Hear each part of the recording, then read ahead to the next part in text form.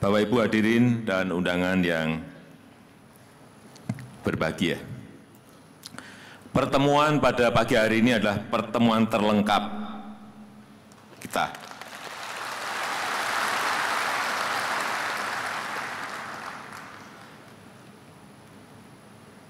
Saya ingin agar semuanya bisa sambung satu garis dari pusat sampai ke daerah. Dan juga perlu saya sampaikan, mengelola negara sebesar negara kita, Indonesia ini, tidaklah mudah. Beda dengan negara-negara yang lain. Jumlah penduduknya saja, sekarang sudah 267. Jumlah pulaunya, 17.000 pulau. Beragamnya budaya, suku, agama juga semakin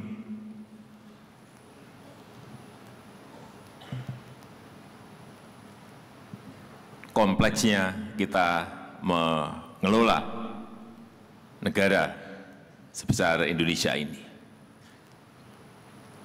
Kita tahu tantangan dunia sekarang ini, meskipun sudah berkali-kali saya sampaikan, perlu saya ingatkan lagi,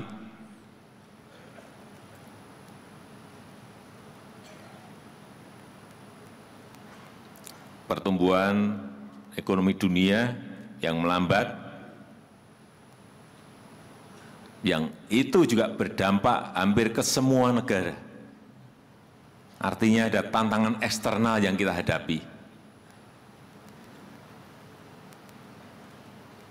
Pada saat saya telepon ke Presiden Bank Dunia, David Maplas, beliau menyampaikan hati-hati Presiden Jokowi, dunia posisinya masih seperti ini, dan tahun depan kemungkinan akan lebih sulit. Karena kemungkinan dunia akan menuju pada sebuah resesi. Terakhir, saya bertemu juga dengan Managing Director IMF,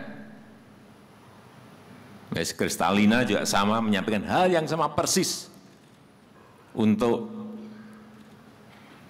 kita semuanya hati-hati karena dunia baru menuju ke sebuah resesi. Kita melihat negara-negara lain yang dulu tumbuh 7%, tahu-tahu menjadi minus, artinya sudah resesi. Yang dulu-dulu 9-10% turun menjadi 6%. Yang dulu 4% turun menjadi di dekat-dekat kita 0,5%. Kita patut mensyukuri bahwa pertumbuhan ekonomi negara kita masih di atas 5%. Ini patut kita syukuri.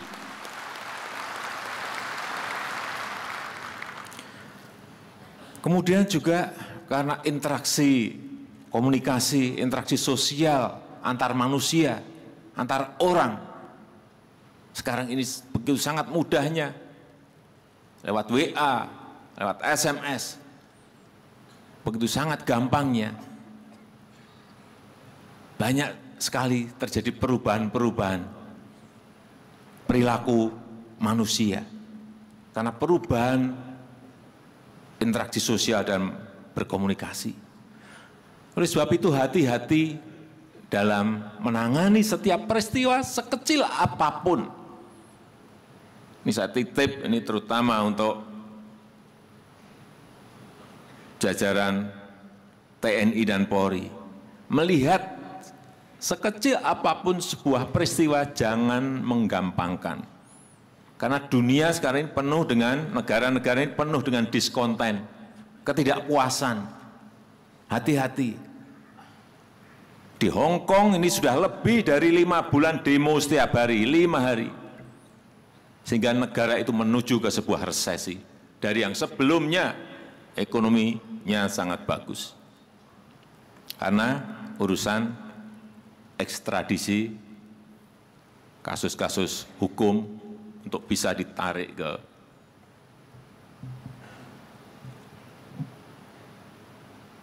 China daratan. Mereka tidak mau, akhirnya demo. Urusan yang sebetulnya sebelumnya tidak diperkirakan. Di Sili juga sama.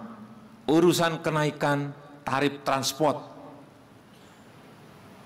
yang hanya 4% menjadi gelombang demo sehingga efek yang harusnya dilaksanakan bulan ini di sana dibatalkan. Hati-hati diskonten seperti ini. Kemudian di Bolivia, karena sengketa pemilu yang tidak ditangani secara preventif dengan baik, akhirnya Presiden Evo Morales mundur. Dan contoh-contoh diskonten di negara-negara yang lain yang sekarang ini mulai banyak muncul. Hati-hati menangani hal yang kecil.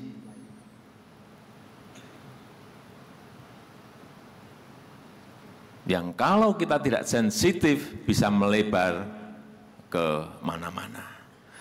Oleh sebab itu penting sekali, ini yang pertama saya sampaikan, penting sekali hubungan harmonis Forkominda di daerah itu penting sekali, penting sekali, penting sekali. Komunikasi gubernur dengan Kapolda, gubernur dengan Pangdam, gubernur dengan Kajati, gubernur dengan kepala pengadilan tinggi. Penting sekali untuk dijalin, ada masalah dibicarakan. Hubungan harmonis seperti itu akan sangat mempengaruhi tensi yang ada di daerah. Kalau ada salah satu dari yang tadi saya sebut tidak rukun, satu saja akan menjadi masalah besar dalam menangani setiap problem-problem yang ada di daerah. Juga hal yang sama, bupati, wali kota, hubungannya juga harus baik dengan Danrem, Dandim, Kapolres, Kejari, ketua pengadilan di kabupaten dan kota, penting sekali juga dilakukan.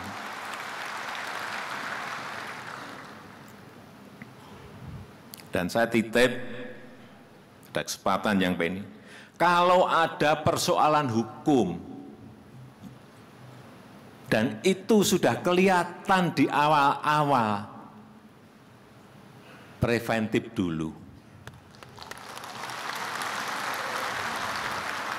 Diingatkan dulu, jangan ditunggu, kemudian peristiwa terjadi baru di setuju semuanya.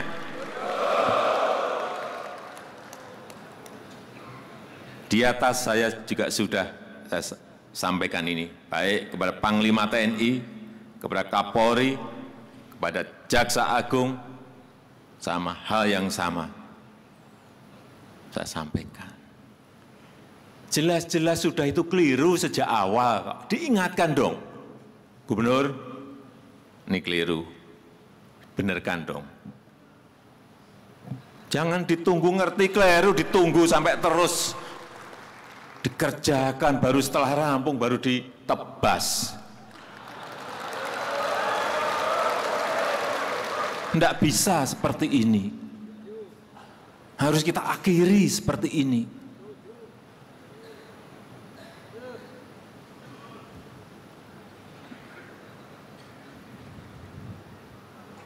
Jangan sampai ini kejadian. Baik itu di Kejari, baik itu di Kejati, baik itu di Polres yang menyangkut hukum, baik itu di Polda yang menyangkut masalah ini.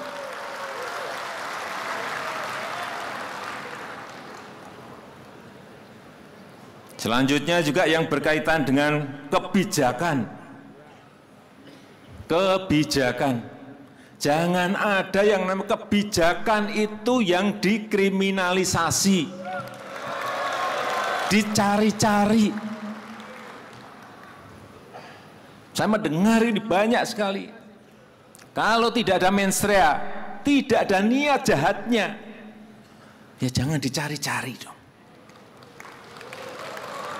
Yang namanya orang itu, namanya pekerjaan itu banyak sekali.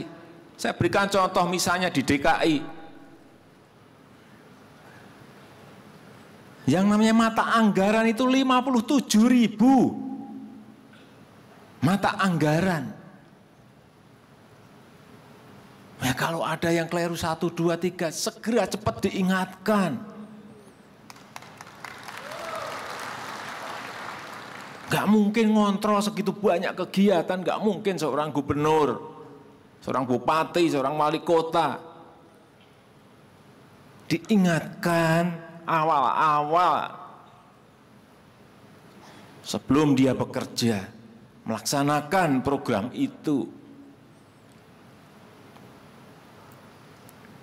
Inilah yang kita harapkan, mindset kita, pola pikir kita rubah semuanya dalam bentuk pelayanan kepada masyarakat. Jadi lelang, yang namanya lelang, pengadaan barang dan jasa, ini yang bertahun-tahun sejak saya masuk ke pemerintahan 15 tahun yang lalu sampai sekarang ini belum berubah banyak dalam pengadaan barang dan jasa. Kenapa sih kita tidak mulai yang namanya lelang pengadaan barang dan jasa itu dimulai bulan Januari? Kenapa terus kita menunggu-nunggu sampai September baru lelang? Ada apa ini? Sehingga kualitas barang yang dihasilkan, kualitas produk yang dihasilkan menjadi jelek. Itu pasti pekerjaan yang dilakukan di akhir-akhir. Bulan November masih ada lelang. Bulan November itu masih ada lelang. Coba cek di LKPP. Yang namanya e-procurement. Bukan yang e-purchasing, tapi yang e-tendering. E-tendering yang konstruksi 31 triliun itu masih dimulai di bulan November. 31 triliun. E-tendering konstruksi di bulan November. Ini mau apa? Jadi barang apa nanti? Ini konstruksi loh ya. Bukan pengadaan barang dan jasa. Kayak gini diterus-teruskan. Mau jadi apa barang itu? Kalau ada jembatan ambruk, ada SD ambruk, ada gedung SMP ambruk, ya nggak kaget saya. Pas bulan basah, hanya waktu tinggal 2 bulan, dikerjakan. Mau jadi barang apa coba? Kenapa sih tidak dimulai bulan Januari lelangnya? Pelaksanaannya bulan Maret. Selesai bulan Agustus atau September selesai.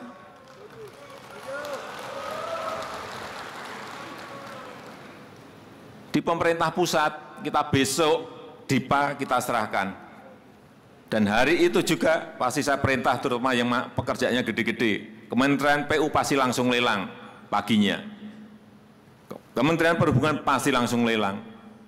Karena pekerjaannya besar sekali. Kalau tidak seperti itu, artinya tahun belum mulai lelang sudah bisa dilaksanakan.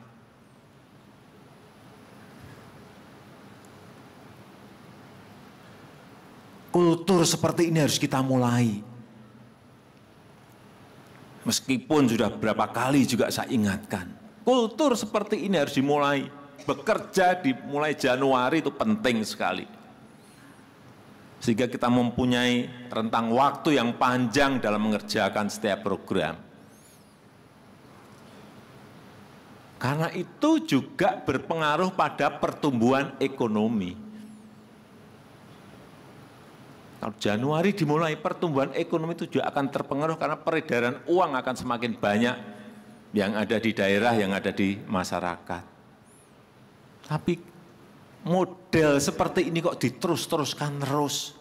Saya cek LKPP, yang e-tendering 31 triliun tender konstruksi masih berjalan. Nah, tolong ini dicatat.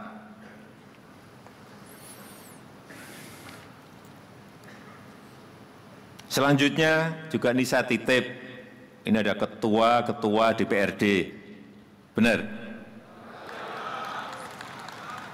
Gubernur, bupati, wali kota, ada semuanya. Saya sudah pesan kepada ketua dan pimpinan DPR, ini saya pesan juga kepada ketua DPRD Provinsi, Kabupaten dan Kota, serta juga Gubernur, Bupati, dan Wali Kota. Jangan banyak-banyak membuat perda. Jangan banyak-banyak membuat pergub. Jangan banyak-banyak membuat perbub Bupati. Jangan banyak-banyak membuat perwali. Negara ini sudah kebanyakan peraturan. Dan negara kita ini bukan negara peraturan. Semua diatur, malah kita kejerat sendiri. Hati-hati, stop itu udah. Dikit-dikit diatur, dikit diatur. Akhirnya apa? Kecepatan kita dalam bergerak, kecepatan kita dalam memutuskan terhadap perubahan-perubahan yang ada menjadi tidak cepat. Pada sekarang negara sebesar apapun pengennya fleksibel. Pengennya fleksibel. Cepat merespons setiap perubahan. Kita malah memperbanyak peraturan untuk apa? Saya tahu kalau membuat perda itu pasti ada kunker. Ada studi banding. Saya ngerti, tapi stop. Dan di kunker itu ada apanya, saya juga ngerti. Di studi banding itu ada apanya, saya juga ngerti. Saya ini orang lapangan, ngerti betul kayak gitu-gitu itu. Udahlah, stop. Apalagi perda-perda yang justru meruwetkan dan membebani masyarakat, stop, udah stop. Kita justru ini, bentar lagi kita akan mengajukan yang namanya Omnibus Law. Mengajukan kepada DPR, kira-kira 70-74 undang-undang yang akan kita revisi sekali jadi satu undang-undang.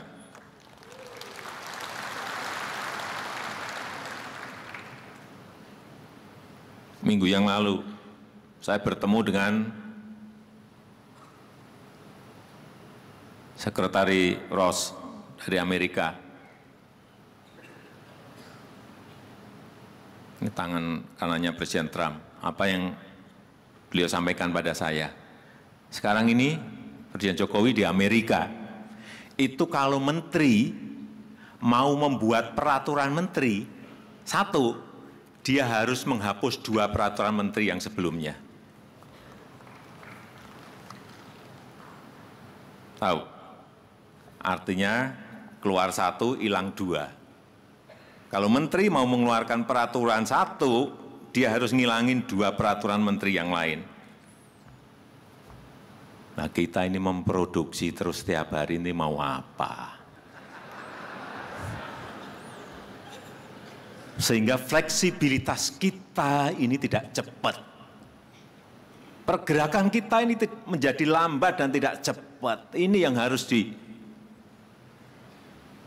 dihilangkan.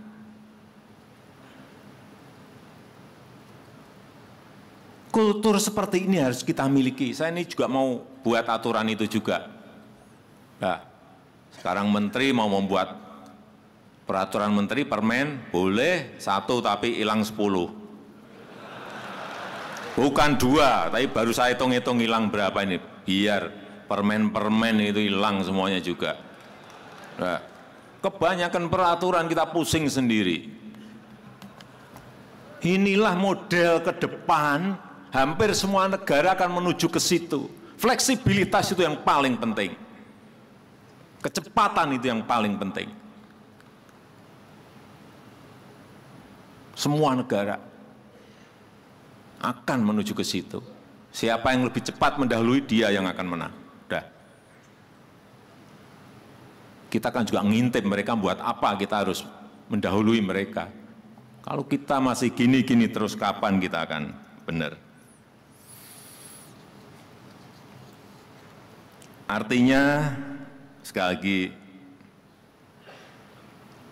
semua harus mendengar ini, semua harus mengerti mengenai ini, problem-problem yang kita hadapi, dan semua harus bersinergi bersama-sama. Tidak ada lagi yang namanya saling menyalahkan, nggak ada. Tidak ada lagi yang namanya rasan-rasanan bisik-bisik, nggak ada. Udah, kita sekarang belak-belakan semuanya. Tidak ada lagi yang namanya saling menjegal, nggak ada, udah stop. Semuanya harus bekerja bersama-sama. Mumpung suasana politik kita sekarang ini sangat-sangat bagus. Sangat bagus.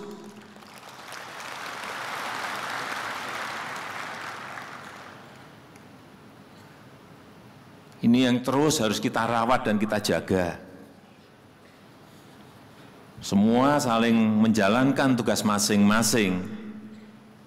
Tapi saling berkomunikasi, saling terbuka, dan bersama-sama kita menjaga agenda besar bangsa ini. Menjaga ketertiban sosial, menjaga kerukunan nasional, menjaga persatuan nasional kita. Itu wajib. Wajib.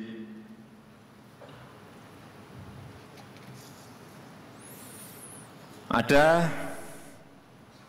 2 hal yang ingin saya sampaikan, agenda besar kita. Yang pertama, yang berkaitan dengan cipta lapangan kerja. Semua sekarang ini harus mengarah ke sana, penciptaan lapangan kerja. Jadi kalau yang berhubungan dengan ini, saya minta semuanya dukung. Artinya apa? Iklim investasi harus betul-betul kita perbaiki. Kalau ada investasi datang ke sebuah daerah, bukan urusannya gubernur, bupati, dan wali kota. Tapi juga semuanya urusan keamanan, urusan kelancaran proses-proses perizinan, semuanya harus memberikan dukungan. Polri, TNI, Kejaksaan, semuanya memberikan dukungan ke sana. Sehingga investasi itu muncul ke sebuah daerah dan bisa direalisasi. Yang terjadi sekarang ini kita kalah semuanya. Ekspor kita, saya berikan contoh, ekspor kita kalah kalau dengan Singapura kalah jauh. Dengan Malaysia kita kalah jauh. Dengan Filipina kalah, dengan Thailand kalah, terakhir kita dengan Vietnam juga kalah. Di antara 10 negara ASEAN. Apa kita mau kalah dengan Laos, dengan Kamboja? Enggak. Stop. Enggak mau kita. Oleh sebab itu jangan kita biarkan investasi yang sudah masuk ke sebuah daerah, masuk ke negara ini sudah buka pintu. Sudah ada minat, tidak bisa realisasi. Gara-gara yang paling banyak adalah mereka tidak dilayani dengan baik. Izin nggak diurus oleh kita, harusnya kita ini melayani. Apa yang kurang? Pak,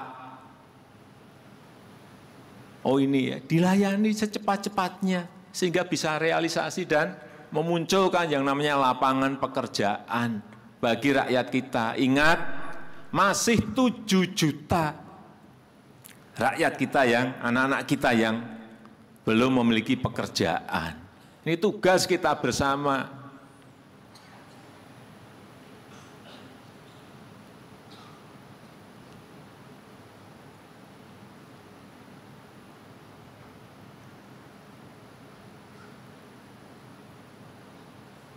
Terakhir, ada investasi. Karena perang dagang China dan Amerika rame, 33 perusahaan besar akan pindah dari Tiongkok. 23. 23 perusahaan itu pindahnya ke Vietnam. Dari 33, 23 pindah ke Vietnam.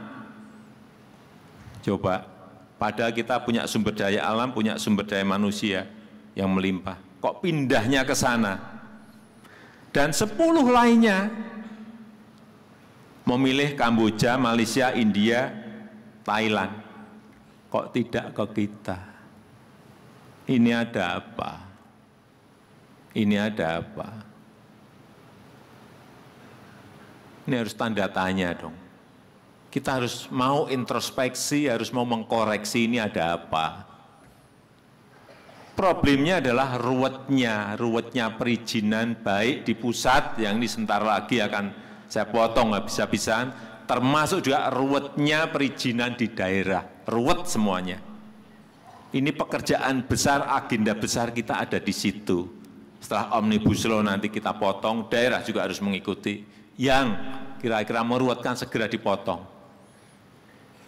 Kalau ada itu menyangkut permen dan di daerah kena, tolong beritahukan kepada saya. Sehingga itu juga akan kita hapus.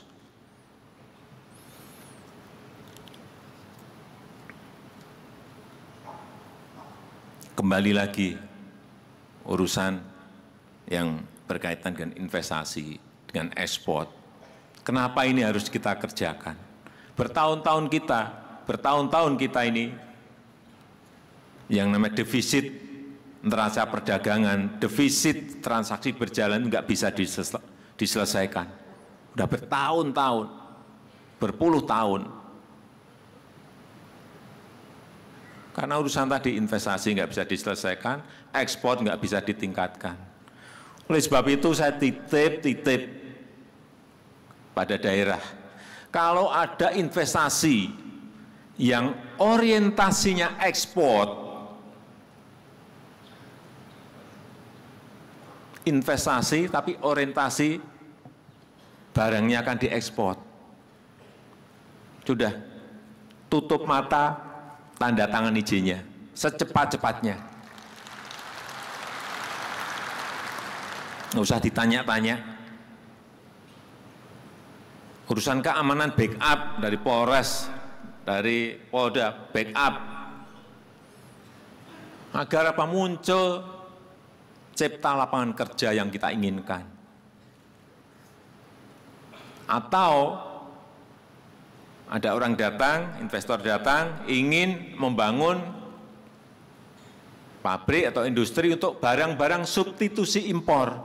Barang-barang yang sekarang ini kita masih impor, kemudian dia mau mendirikan produk itu di sini, juga tutup mata, tanda tangan secepat-cepatnya.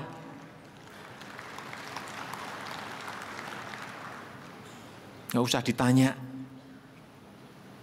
Nah, saya beri izin sekarang. Tapi kamu mulai kapan? Besok? Langsung digitukan.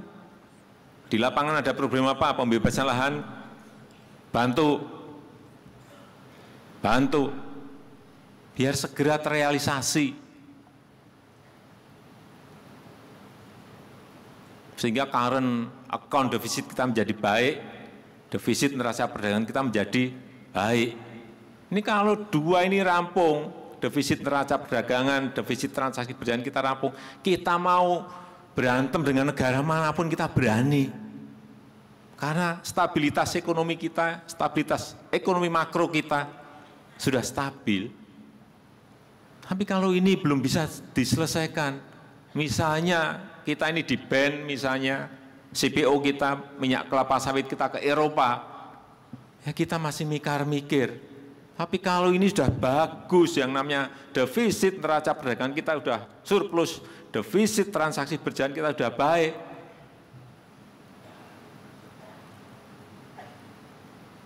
Dia nge-ban CPO kita, ya kita gantian, kita potong impor mobil, impor barang-barang dari sana, udah stop juga, berani kita. Tapi kalau posisinya masih seperti ini ya kita hitung-hitungan, harus hitung-hitungan, untung atau rugi. Inilah, kita akan berdaulat betul kalau kita bisa menyelesaikan ini. Dan jalan yang kita tempuh tadi yang saya sampaikan.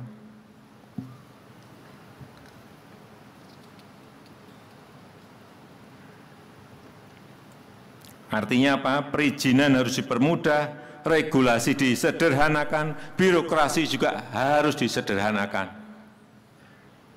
Kenapa saya menyampaikan dulu? Eselon 1, eselon 2, eselon 3, eselon 4. Ini harus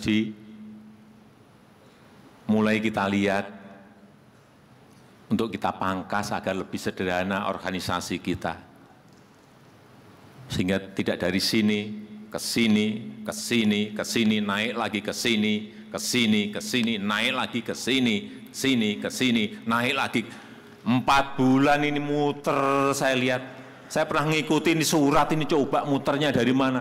Saya ikuti 4 bulan surat dari gini, muter-muter eselon 4, eselon 3, eselon 2, itu pun berapa meja. Nah, gimana kita mau cepat kalau ini kita terus-teruskan. Tetapi ini hanya merubah struktural ke fungsional, bukan memotong pendapatan, tidak.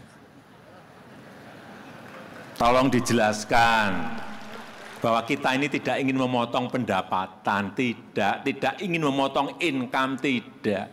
Kita hanya menginginkan kecepatan dalam memutuskan. Jangan dipelintir kemana-mana. Tapi sekarang sudah kelihatannya sudah sangat berkurang sekali, memelintir, mentwist, itu sudah mulai berkurang, alhamdulillah.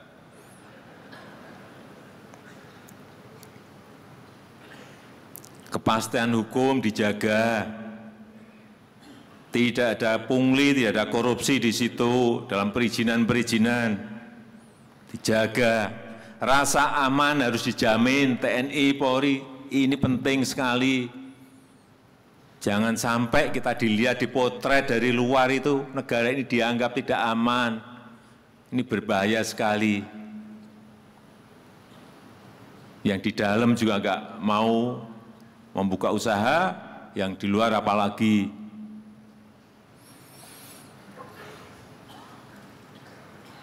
Yang kedua, saya titip agar setiap investasi itu mengikutkan usaha kecil, usaha mikro, usaha menengah yang ada di daerah. Saya sudah titip ke menteri-menteri. Jangan ada investasi nanti yang ikut dari Jakarta lagi. Daerah diikutkan. Pengusaha daerah diikutkan, pengusaha lokal diikutkan. Tolong diingatkan, kalau ada yang tidak diikutkan, saya diingatkan. Kan saya tegur langsung.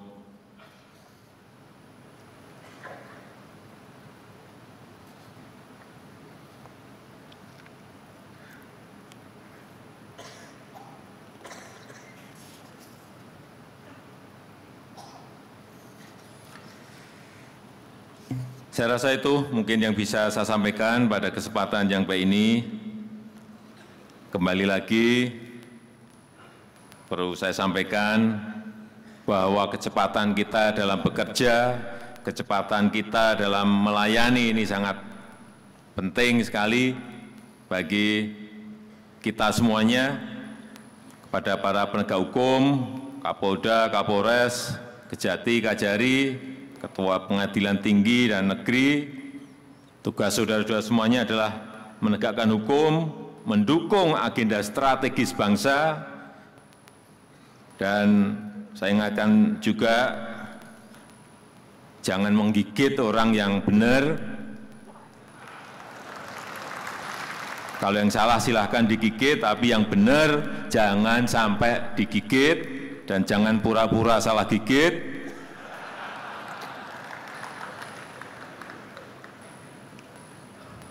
Jangan pernah juga menggigit pejabat atau pelaku-pelaku bisnis yang sedang berinovasi untuk kemajuan negara ini.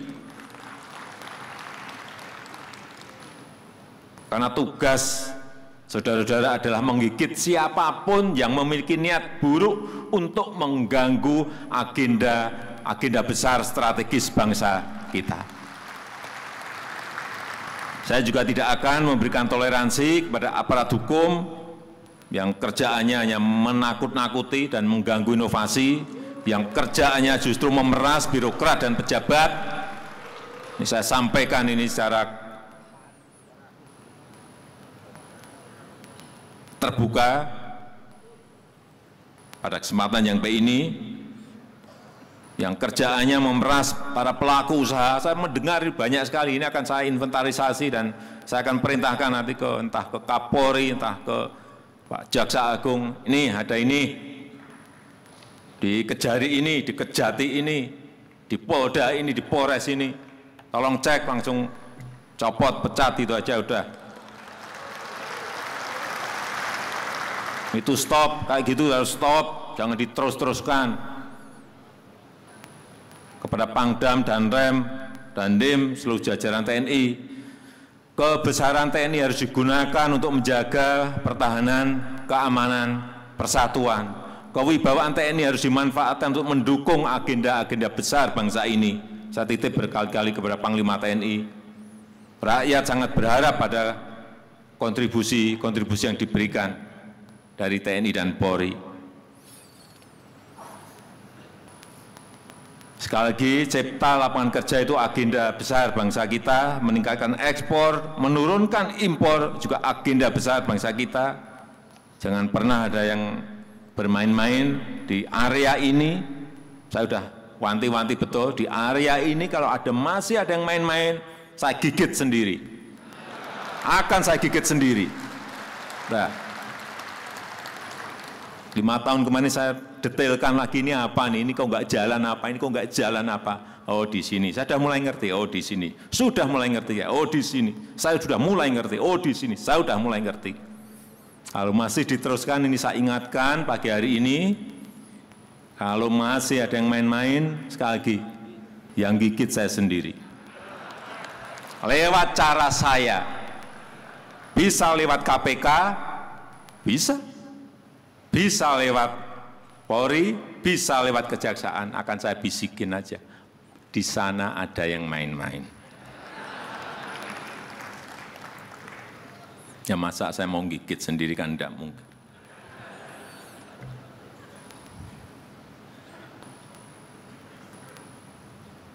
Saya rasa itu yang bisa saya sampaikan pada kesempatan yang baik ini. Dan dengan mengucap Bismillahirrahmanirrahim, saya resmi membuka Rapat Koordinasi Nasional Kepala Daerah dan Forkominda tahun 2019. Terima kasih, saya tutup. Wassalamualaikum warahmatullahi wabarakatuh. Terima kasih kepada Presiden Republik Indonesia, Bapak Insinyur Haji Joko Widodo.